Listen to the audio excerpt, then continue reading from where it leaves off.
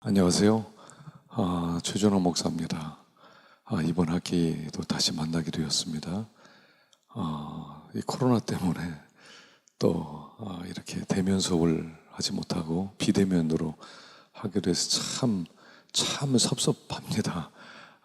이렇게 다시 얼굴을 좀 보고 하면 좋겠는데 뭐 중간에 바뀔지 모르겠습니다만 또 얼마 동안은 우리가 이렇게 비대면으로 또 강의를 해야 될 것 같습니다. 또 여러분들이 조금 힘드시더라도 좀 함께 공부하시고요. 또 이번 학기도 유익한 그런 시간 될 수 있으면 참 좋겠습니다. 이번 선교와 문화라는 과목이죠. 좀 더 구체적으로 얘기하면 선교와 문화 인류학이라고 볼 수가 있습니다. 그렇게 사역자들에게 필수적인 것은 아닐지 모르지만 특별히 이제 선교 현장에 나가는 분들에게는 굉장히 필수적인 과목이라고 할 수가 있겠죠. 그래서 그렇게 알아주셨으면 좋겠고요.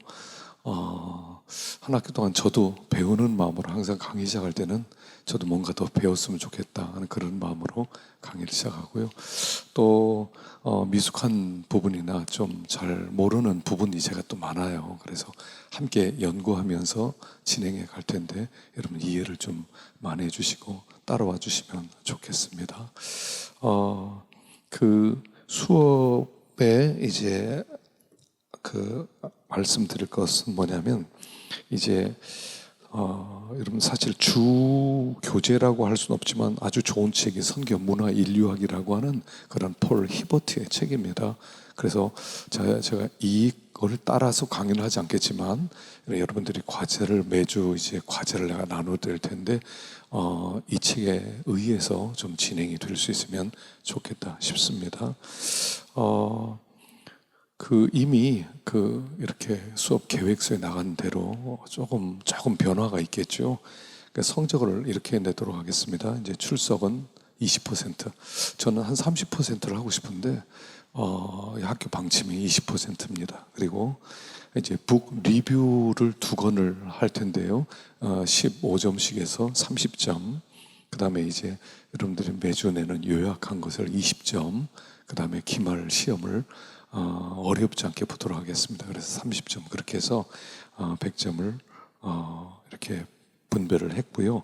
책은 2권이에요. 저기 있는 대로 아주 쉬운 책입니다. 윌리엄 캐리의 책이에요. 윌리엄 캐리는 현대 선교의 아버지고요. 아주 굉장히 중요한 사람이죠. 그래서 아주 여러분들이 다 바쁜데 쉽게 읽을 수 있는 책이 만화책으로 돼 있어요. 그래서 좋은 씨앗에서 나왔고요. 그러니까 1시간도 안 돼서 읽을 수 있는 그러면서 윌리엄 캐리의 전체적인 사역에 대해서 배울 수 있는 그런 책입니다. 그래서 윌리엄 캐리 한 권과 그 다음에 Why 미션이라는 책입니다. 이 책은 온누리교회 선교 입문서로 이제 그 소그룹 때 가르치는 그런 책이거든요. 근데 제가 볼 때 아주 선교의 기본적인 것을 잘 요약해 놓았다고 생각합니다. 그래서 2번째 북 리뷰는 이 책으로 하겠습니다. 이제 얼굴을 보고 이렇게 강의를 하면 첫째 시간에는 서로가 쉐어링도 하고 말씀도 나누고 은혜도 나눌 수 있을 텐데 오늘은 함께 나누지 못하고 제가 이번 우리 코로나19를 통해서 이제 계속 하나님 우리에게 주신 메시지가 뭐냐, 이 코로나19라는 독특한 문화 속에서 하나님 우리에게 요구하시는 것이 뭐냐에 대해서 계속적으로 제가 연구를 하고 있습니다. 그래서 함께 좀 1시간에 한 25분은요 그렇게 함께 나누고 또 이제 2시간 25분 강의를 하도록 하겠습니다. 지난주에 나눴던 말씀이 뭐냐면 빌립보서 3장 17절에서 21절 말씀입니다. 우리의 시민권은 하늘에 있는지라 하는 말씀이죠. 그래서 이 코로나19 속에서 우리가 다시 한번 하늘을 바라보자 하는 그런 메시지로 말씀을 나누었습니다. 천국 시민권자의 삶은 어떤 삶이냐 하는 거죠. 땅에 속한 자가 아니라 하늘에 속한 자의 삶은 어떤 삶이냐 하는 것입니다. 그래서 첫 번째는 뭐냐면 나를 본받아라 했다는 것이죠. 그래서 17절에 보면 3장 17절에 보면 이렇게 기록되어 있습니다. 형제들아 너희는 함께 나를 본받아라. 그리고 너희가 우리를 본받은 것처럼 그와 같이 행하는 자들을 눈여겨봐라 라고 기록하고 있습니다. 자, 나를 본받아라. 고린도전서 11장 1절에 보면 내가 그리스도를 본받는 자 된 것 같이 너희는 나를 본받는 자가 되라.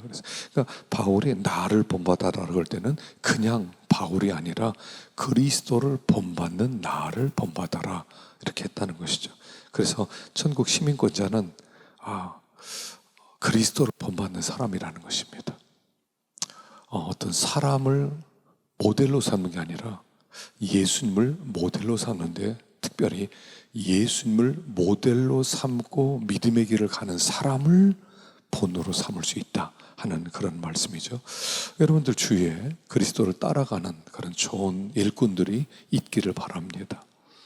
그럼 그 사람을 따라가면 돼요. 그러면 그 사람을 따라가면 그리스도를 본받는 것이 됩니다. 그러면 그리스도를 본받는다는 것은 무엇인가? 무엇을 본받는다는 것이냐? 그것은 예수님의 십자가를 본받는 겁니다. 그래서 빌립보서 2장 8절에 보면 사람의 모양으로 나타나사 자기를 낮추시고 죽기까지 복종하셨으니 곧 십자가에 죽으심이라 이렇게 나와 있어요. 그러니까 예수님이 이 땅에 오신 목적이 뭐냐면 복종하기 위해서 오셨다는 겁니다.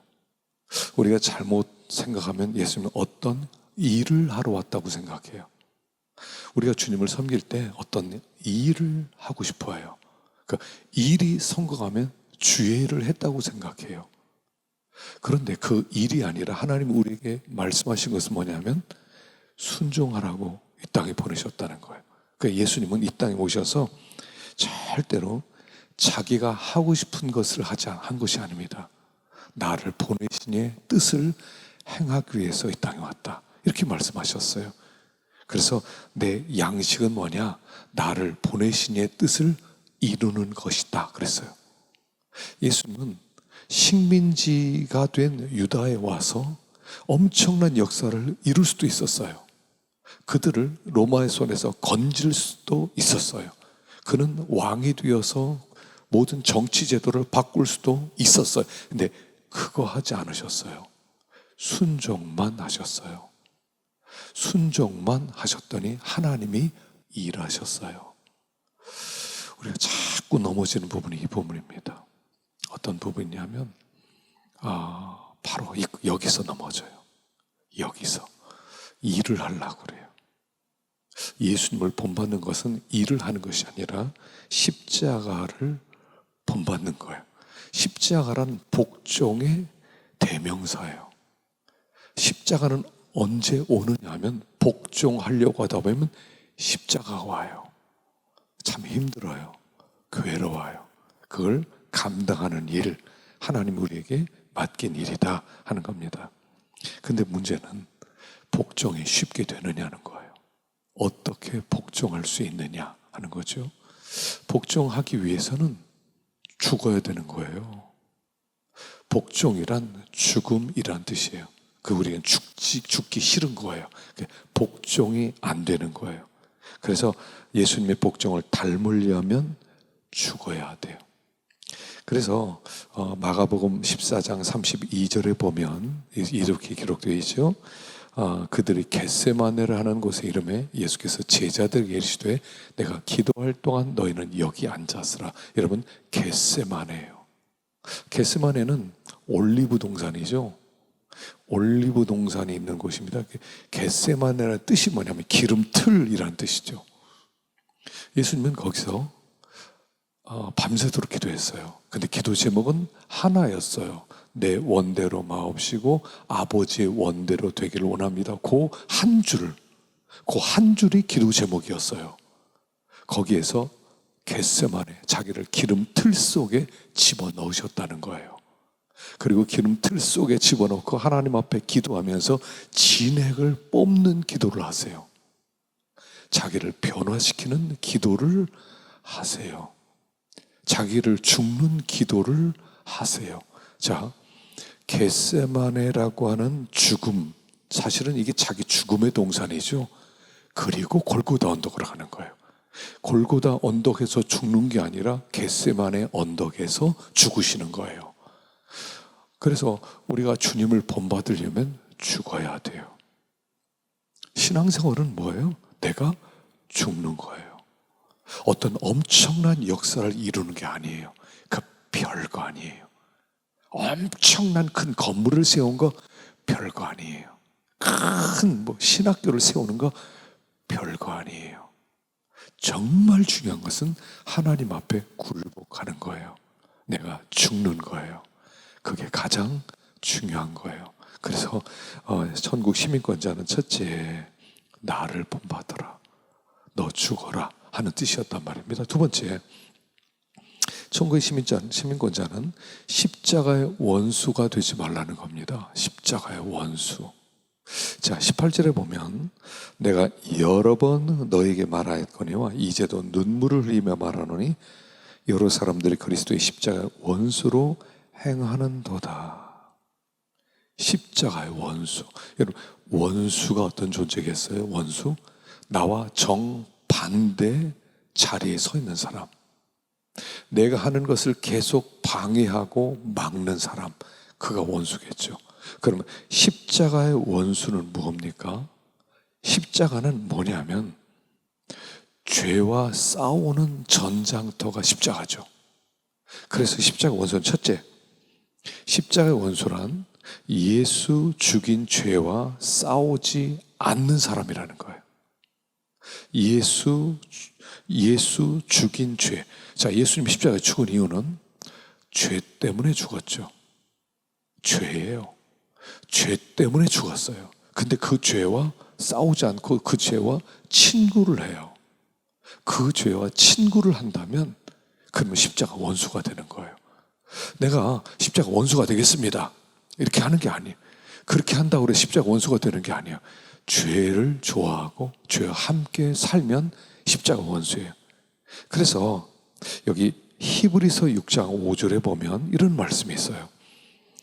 하나님의 선한 말씀과 내세 능력을 맛보고도 타락한 자들은 다시 새롭게 하여 회개하게 할 수 없나니 이는 그들이 하나님의 아들을 다 십자가에 못 박아 드러내놓고 욕되게 함이라. 자, 우리가 하나님의 은혜를 받고도 그리고 죄 가운데 살면 예수님은 십자가에 다시 못 박는 원수가 되는 것이다 하는 거예요. 그러니까 십자가의 원수가 되는 것은 뭐냐면, 그러면 내가 죄 가운데서 다시 살아가는 거예요. 예수님은 죄를 위해서 십자가에서 몸버려 피 흘려 죽으셨는데, 처절하게 죽으셨는데, 아주 죄에 의해서 완전히 예수님은 죽으셨는데 그 죄 편에 서는 거예요. 그럼 십자가의 원수가 되는 거죠. 하나님의 기뻐하는 사람이 된다는 것은요, 십자가의 원수로서 죄를 좋아하며 살아가는 것을 얘기합니다. 그래서 히브리서 12장 4절에는 너희가 죄와 싸우되 아직 피 흘리기까지는 대항하지 아니하고, 여기 피 흘리기까지는 할 때 뭐냐면 죽도록 싸우는 것을 얘기하는 거예요. 죽도록 싸우는 거죠. 언제 피를 흘립니다. 피봤다. 피란 목숨을 얘기하는 거예요. 그래서 우리가 죄와 싸우지 않으면 십자가의 원수다 하는 거예요. 지금 이 시대는 사실 우리들이 이제 참 여러 가지 문제로 고통을 당하고 있습니다만, 믿는 사람은 항상 첫째가 죄 때문에 당하는 고통이 있어야 돼요. 죄를 아포함이 있어야 돼요. 그러니까 죄와 싸우는 게 있어야 돼요. 피 튀기는 전투가 필요해요. 근데 이 피 튀기는 전투는 언제 하는 거라고요? 기도할 때 일어나는 거라고요. 하나님 앞에 기도할 때 하나님께 원한을 품고 기도하는 거예요. 원한. 그 신자는 원한 맺힌 사람이에요. 원하는. 그러니까 믿음이라는 게 뭐냐면, 믿음은 하나님을 기쁘시게 해드리고자 하는 열망이 믿음이에요. 믿음이 들어오면 하나님을 기쁘시게 해드리고 싶어요. 근데 내 삶은 전혀 하나님을 기쁘시게 하지 못해요. 그럴 때 속상한 거예요. 그리고 내가 내 그 죄의 문제를 내가 어떻게 할 수 없다는 것을 아는 거예요. 그래서 탄식이 나와요. 그게 한이 맺혀지는 거예요. 성도는 한 맺힌 사람이에요. 하나님 앞에 한 맺힌 사람으로 내가 하나님을 기쁘시게 하고 싶은데 내가 하나님을 기쁘시게 못하는 죄와 친구로 살아갑니다. 그리고 나서 간절히 엎드려야 돼요. 그럼 하나님이 능력 주셔서 죄를 이기는 힘을 주신다 하는 것이죠. 자, 두 번째, 십자가 원수는 어떤 사람이냐면 하나님의 일을 생각하지 않고 땅의 일을 생각하는 사람입니다. 빌립보서 3장 19절, 그들의 마침은 멸망이요 그들의 신은 배요 그 영광 그들의 부끄러움에 있고 땅의 일을 생각하는 자라. 땅의 일을 생각하는 자라. 하나님의 일을 생각하지 아니하고 땅의 일을 생각하는 거예요. 자, 베드로가 예수님이 십자가 진다 그랬을 때 예수님께 찾아오더니 그리하지 마옵소서. 일이 절대로 일어나지 않을 것입니다. 그랬을 때 예수님은 사탄아 물러가라. 네가 하나님의 일을 생각하지 아니하고 사람의 일을 생각하는도다. 여러분, 나를 위해 주는 사람이 사탄이에요. 나를 위해 주는 사람이 사탄이에요. 그래서 나를 위해 주는 사람이 사탄인데 그 나를 위해 주는 그런 사탄을 우리는 좋아한단 말입니다. 그래서 우리가 그 땅의 일을 생각해요. 그러니까 육신을 생각한단 말이에요. 저희의 신은 배예요. 신은 배예요. 그러니까 배를 신처럼 높이고 신처럼 귀하게 여기는 거예요.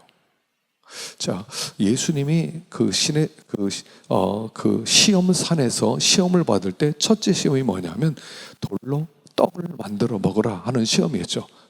돌로 떡을 만들어 먹으라. 근데 그게 무슨 시험이에요? 돌로 배고프면 떡 만들어 먹을 수도 있죠. 근데 그게 왜 시험이에요? 왜냐하면 사탄은 지금 예수님 앞에 무엇을 시험하냐면 네가 절대적으로 먹을 것이 필요한 이 순간에 너의 우선권은 뭐냐를 물어보는 거예요. 지금 절명의 상황이잖아요. 40일을 금식했어요. 너무 배고파요. 모든 게 떡으로 보여요. 너무 배고파요.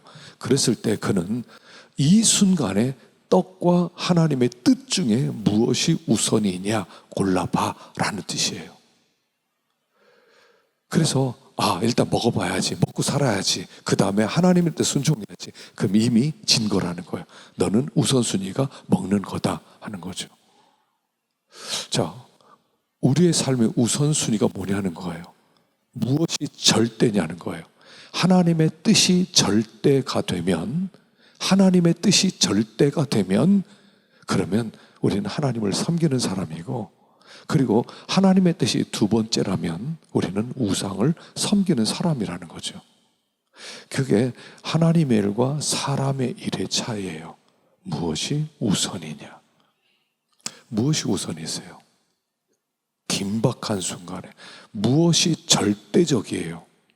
무엇이 내 삶을 이끌어가요? 가장 중요한 것이 여전히 이 상황에도 하나님의 말씀입니다 라고 할 수가 있느냐 하는 것이죠.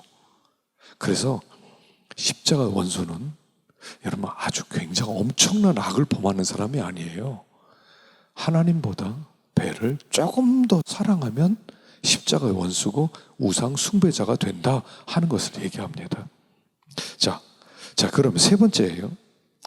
천국 시민권자는 어떤 사람이냐? 자, 천국 시민권자임을 깨달은 사람이에요. 자, 빌립보서 3장 20절 21절에 보면 그런 우리의 시민과 하늘에 있는 자 거기로부터 구원하는 자 곧 주 예수 그리스도를 기다리노니 그는 만물을 자기에게 복종하게 하실 수 있는 자의 역사로 우리의 낮은 몸을 자기 영광의 몸의 형체와 같이 변하게 하시리라 그랬어요. 자, 천국 시민권자로 살려면 내가 천국 시민권자라는 것을 깨달아야 돼요. 여기가 본향이 아니라는 거예요. 나는 하늘이 본향이라는 거예요. 그래서 천국 시민권자는 이 세상을 첫째는 나그네로 사는 사람이에요. 나그네. 우리는 나그네라는 것입니다. 자, 나그네예요. 우리는 이 나그네라는 무슨 뜻입니까? 지나가는 사람이라는 뜻이에요. 여기는 본향이 아니에요. 그래서 아브라함에게 집 짓지 말라고 그랬어요. 천막에서 살라고 그랬어요. 롯은 집부터, 소돔성에 들어가서 집부터 짓기로 했죠. 내 집이 있다. 거기서 안정을 누리려고 그래요. 그러니까 우리 믿는 사람들은 이 세상을 안정된 세상으로 여기지 말라는 거예요. 지나가는 거예요. 레갑 족속이라고 있죠. 예레미야 35장. 나라가 망하게 되었어요. 그랬는데 어느 날 예레미야에게 레갑 족속을 불러다가 술을 마시게 봐라. 술을 마시게 하니까 술을 안 마셔요. 왜 안 마시냐 그러니까 250년 전에 우리 조상 요나답이 앞으로 우리의 후손은 집 짓지 말고, 그리고 포도원이나 그런 독주를 마시지 말고, 그리고 과수원 만들지 말고 떠돌이 생활을 해라. 그것이 이스라엘, 이 가나안 땅에서 생존할 수 있는 유일한 방법이다라고 가르쳐줘요. 술 마시라고 그러니까 술을 안 마셔요. 그리고 그들은 이 전쟁통에 복잡할 때 그들은 단순하게 살아요. 떠돌이로 살아요. 마음을 빼앗기지 않고 살아요. 여러분, 신자는 세상에 마음을 빼앗겨서는 안 돼요. 그래서 잠언 4장 23절에 보면 뭐든 지킬 만한 것보다 동네 마음을 지켜라. 생명의 근원이 이에서 남이니라. 마음 지켜야 돼요. 무엇에라도 빼앗기지 않아야 돼요. 특별히 이 세상에서 마음 뺏기지 않아요. 마음 지킨 사람만 생명을 얻기 때문에 그래요. 마음을 지키고 있어요 지금? 뭔가의 마음을 빼앗기지 않았어요? 우리 마음을 차지한 게 뭐 다른 거 있지 않아요? 그럼 다 우리는 생명을 빼앗긴 사람 같다는 거죠. 그래서 이 세상을 신자들은 어떻게 사냐면 나그네처럼 살아가는 거예요. 광야처럼 살아가는 거죠. 조금 광신도처럼 사는 거예요. 근데 그걸 성경은 정상이라고 얘기를 해요. 나그네 인생, 본향을 바라보는, 천국이 우리 집이라고 생각하는 사람. 두 번째는 재림을 고대하라는 겁니다. 이제 주님이 오셔서 우리를 데리고 갈 그 하나님 나라, 그 나라를 바라보라는 것이죠. 그리고 그 나라는 지금 오고 있다는 거예요. 자, 다니엘 2장에 보면 느부갓네살이 꿈꾼 게 있죠. 한번 읽어볼까요? 왕이여, 왕의 한 큰 신상을 보셨나이다. 그 신상이 왕의 앞에 섰는데 크고 광채가 매우 찬란하며 그 모양은 매우 두려우니 우상의 머리는 순금이요 가슴과 두 팔은 은이요 배와 넓적다리는 노시요 그 종아리는 쇠요 그 발은 얼마나 쇠요 얼마나 진흙이었나이다. 또 왕이 보신즉 손대지 아니한 돌이 나와서 신상의 쇠와 진흙의 발을 쳐서 부서뜨리매 그때 쇠와 진흙과 놋과 은과 금이 다 부서져 여름 타작 마당에 겨같이 되어 바람에 불려 간 곳이 없었고 우상을 친 돌은 태산을 이루어 온 세계에 가득하였나이다.